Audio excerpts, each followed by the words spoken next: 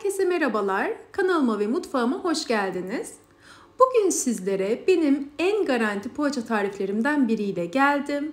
Puf puf yumuşacık oluyor. Herkesin kolaylıkla yapabileceğini düşündüğüm bir tarif. Kullandığım malzemeleri videonun açıklama kısmında belirttim.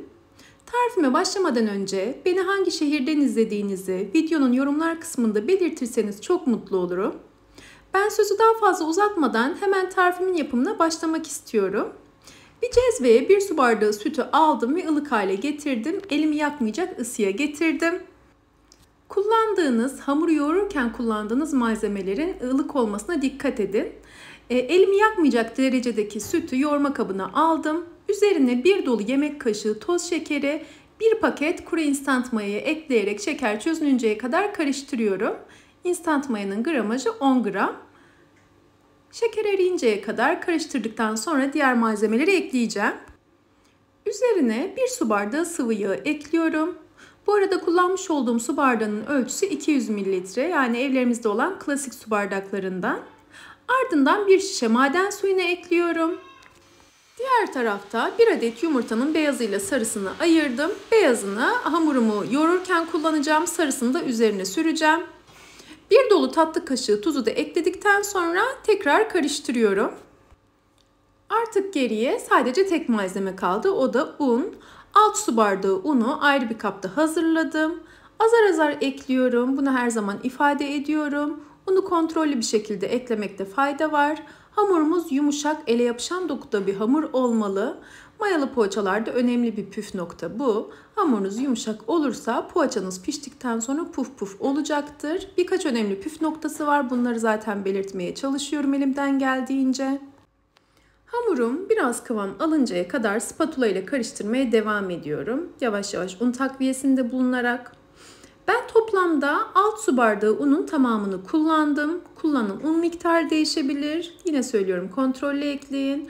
6 su bardağı unla hamurumu istediğim kıvama getirdim. Şöyle biraz kıvam aldıktan sonra spatulamı temizleyerek hamurumu yoğurmaya başlıyorum. Hamurun güzel bir şekilde yoğrulması, toparlandıktan sonra güzel bir şekilde yoğrulması önemli püf noktalarından biri. Hamurum gördüğünüz gibi toparlandı. Yoğurmaya devam ettikçe hamurumun dokusu daha da güzelleşiyor. Zaten birkaç dakika boyunca bu şekilde yoğurdum. Çok uzun göstermek istemedim sizleri sıkmamak adına. Gördüğünüz gibi ele yapışan dokuda bir hamur. Artık mayalanmaya bırakıyorum hamurumu. Üzerini ilk olarak streç filmle kapatıyorum. Ardından üzerine bir mutfak örtüsü geçiriyorum. Ve oda sıcaklığında 1 saat kadar mayalandırıyorum. Hamurumun 2 katına çıkması gerekiyor. Hacminin 2 katına çıkması gerekiyor. Tam olarak istediğim şekilde mayalandığını anlamam için. Çok güzel bir şekilde mayalandı 1 saatin sonunda. Hamuru mayalandıktan sonra havasını almamız gerekiyor. Eğer sert bir hamur yoğurduysak elimizle yoğuralım. Benimki gibi, yani farklı tarifler için söylüyorum bunu tabii. Bu yumuşak dokuda olması gereken bir tarif. Hamurunun yumuşak dokuda olması gereken bir tarif. Bunun için elimi bulaştırmak yerine şöyle bir kesme kartıyla topladım. Biraz havasını alıyorum ki maya kokusu olmasın. Bu da önemli bir püf nokta. Mayalandıktan sonra bazı kişiler böyle havasını söndürmeden şekil veriyorlar. Bu kesinlikle doğru değil. O şekilde yaparsanız biraz maya kokacaktır.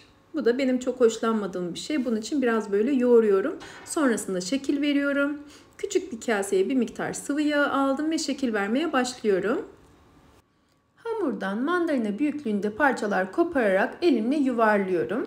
Bezeler oluşturuyorum ve yağlı kağıt serdiğim fırın kabına alıyorum. İç malzemesi kullanmadım. Oğlum sade tüketmeyi seviyor çünkü poğaçayı iç malzemesi olduğunda yemek istemiyor. Bunun için sade bir şekilde hazırladım. Tabii ki iç malzemeli de yapabilirsiniz. Peynirli çok güzel olur, kıymalı olur, patatesli olur, lor peynirli olur. Sizin kendi damak tadınıza kalmış. Ya da benim yaptığım gibi sade bir şekilde de yapabilirsiniz. Özellikle çocukların beslenmesi için bence çok harika bir alternatif oluyor. Üstelik bazı mayalı poğaçalarda olduğu gibi ertesi gün bayatlama söz konusu olmuyor. Kesinlikle bu şekilde maden suyuyla hazırlanan hamurların taze kalma süresi daha uzun oluyor. Bunu daha önceki tariflerimde de belirtmiştim. Ertesi güne de gayet yumuşak oluyor. Hatta piştikten sonra oda sıcaklığına geldikten sonra dondurucuya kaldırarak muhafaza ederseniz ilk günkü tazeliğinde kalacaktır. Bu da bir diğer alternatif.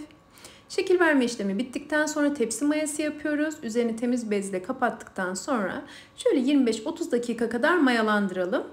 Ayırdığımız yumurta sarısını sonrasında üzerine fırçayla dağıtabiliriz. Nazik hareketlerle dağıtalım. Hamurumuz oldukça cıvıktı. Çok güzel bir şekilde mayalanarak kabardılar.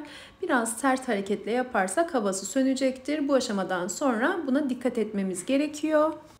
Diğer tarafta fırınımı 180 derecede ısıttım. Önceden ısıtmış olduğumuz fırında poğaçalarımızı pişirmemiz gerekiyor. Son olarak üzerine susam ekliyorum. Dilerseniz çörek otu da ekleyebilirsiniz ya da sade bir şekilde de fırına verebilirsiniz elbette. Benim fırınımda tam olarak 30 dakikada poğaçalarım istediğim şekilde pişti. Pişme süresi fırından fırına farklılık gösterebilir. Altı ve üstü bu şekilde kızarınca fırından alabilirsiniz. Görüyorsunuz nasıl güzel kabardı. Puf puf yumuşacık, fırından ilk çıktığı hali bile.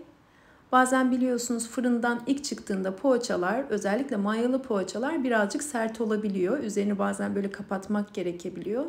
Ama bu poğaça tarifinde kesinlikle böyle bir şey yok. Fırından çıktığı anda bile görüyorsunuz yumuşacık. Yani fırından çıkaralı çok az bir zaman oldu burada.